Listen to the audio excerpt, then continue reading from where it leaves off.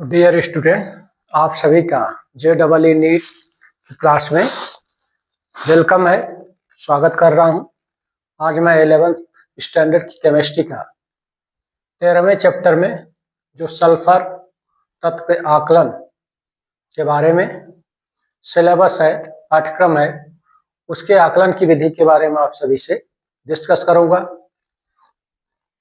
किसी कार्बनिक यौगिक में सल्फर के आकलन की जो विधियां सिलेबस में है, उस विधि का नाम है केरियस विधि। तो केरियस विधि से किसी कार्बनिक यौगिक में सल्फर का आकलन किया जाता है। इस विधि का जो सिद्धांत है, सल्फर युक्त कार्बनिक यौगिक को जब सधोम नाइट्रिक अम्ल कॉन्सनट्रेटेड HNO3 नाइट्रिक अम्ल के साथ केरियस नली में गर्म किया जाता है, तब कार्बनिक यौगिक में उपस्थित जो सल्फर होता है, यौगिक में जो सल्फर उपस्थित होता है, वह सल्फ्यूरिक अम्ल में परिवर्तित हो जाता है। प्राप्त सल्फ्यूरिक अम्ल की अभिक्रिया BaCl2 बेरियम क्लोराइड विलयन के साथ कराई जाती है, जिससे कि संपूर्ण सल्फर बेरियम सल्फेट के रूप में अवक्षेपित हो जाता है और इस अवक्षेप को सुखाकर अच्छे से उसको रासायनिक तुला पर तोल लेते हैं और बने बेरियम सल्फेट की द्रव्यमान की सहायता से दिए गए कार्बनिक यौगिक में सल्फर तत्व का आकलन कर लिया जाता है। तो इस तरह से रासायनिक क्रिया है कार्बनिक यौगिक जिसमें कि सल्फर उपस्थित है। जब यह सधोम नाइट्रिक अम्ल के साथ गर्म किया जाता है केरियस ट्यूब में, तब समस्त संपूर्ण सल्फर सल्फ्यूरिक अम्ल में परिवर्तित हो जाता है। जब इस सल्फ्यूरिक अम्ल की अभिक्रिया बेरियम क्लोराइड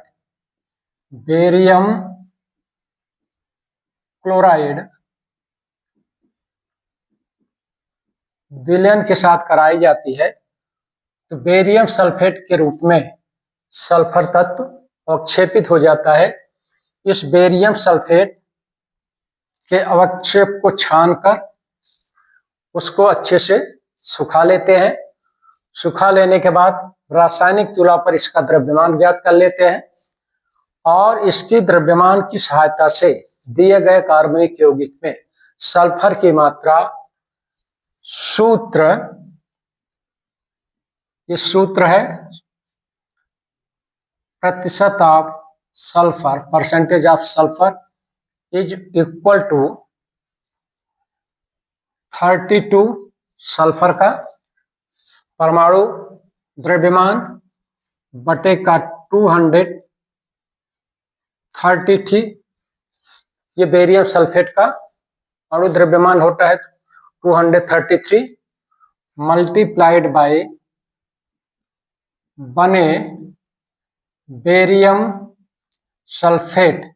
इस बेरियम सल्फेट की बात कर रहे हैं। बेरियम सल्फेट का भार मल्टीप्लाइड बाय 100, क्योंकि प्रतिशत मात्रा डिटरमाइन हो रही है इसलिए 100 में आकलन किया जाएगा, बटे का डिवाइडेड बाय लिए गए कार्बनिक यौगिक का भार। इस फार्मूले से किसी कार्बनिक यौगिक में सल्फर की प्रतिशत मात्रा ज्ञात कर लेते हैं। जिस तरह से हैलोजन तत्व के लिए सरफेस ये फर्नेस होती है, उसी फर्नेस में, उसी भट्टी में, उसी केरियस भट्टी में इसका सल्फर तत्व का भी आकलन किया जाता है। केरियस ट्यूब वही रहती है, साफ कांच की एक नली होती है, परख नली। उस परख नली में कार्बनिक यौगिक की ज्ञात मात्रा ले लेते हैं 1 ग्राम या आधा ग्राम, और उसी केरियस ट्यूब में सधोम नाइट्रिक अम्ल डाल लेते हैं। केरियस ट्यूब के माउथ को बंद कर देते हैं, सील कर देते हैं। हीट करते हैं तो सील हो जाती है, मेल्ट हो जाती है। सील करने के बाद उस केरियस ट्यूब को, जिसमें ये पदार्थ रखे हैं, उसको केरियस फर्नेस में रख देते हैं और गर्म करते हैं। गर्म करने के बाद संपूर्ण जो सल्फर है वो किस में बदल जाता है? सल्फ्यूरिक अम्ल में। इस सल्फ्यूरिक अम्ल को एक बीकर में ले लेते हैं जिसमें BaCl2 रहता है, और BaCl2 और सल्फ्यूरिक अम्ल के साथ जब अपक्रिया होती है तो बेरियम सल्फेट के रूप में सल्फर अवक्षेपित हो जाता है। इस बेरियम सल्फेट के द्रव्यमान को रासायनिक तुलना से ज्ञात कर लेते हैं और निम्न सूत्र की सहायता से दिए गए कार्बनिक यौगिक में सल्फर का प्रतिशत मात्रा या सल्फर तत्व का आकलन कर लिया जाता है। तो डियर स्टूडेंट, आशा करता हूं कि किसी कार्बनिक यौगिक में केरियस विधि से सल्फर आकलन की विधि का सिद्धांत और उससे रिलेटेड जो भी केमिस्ट्री है उसको आप समझ गए होंगे। नेक्स्ट वीडियो में पुनः किसी दूसरे तत्व के साथ या किसी दूसरी विधि के साथ, आकलन की दूसरी विधि के साथ इंटरेक्ट करूंगा। धन्यवाद।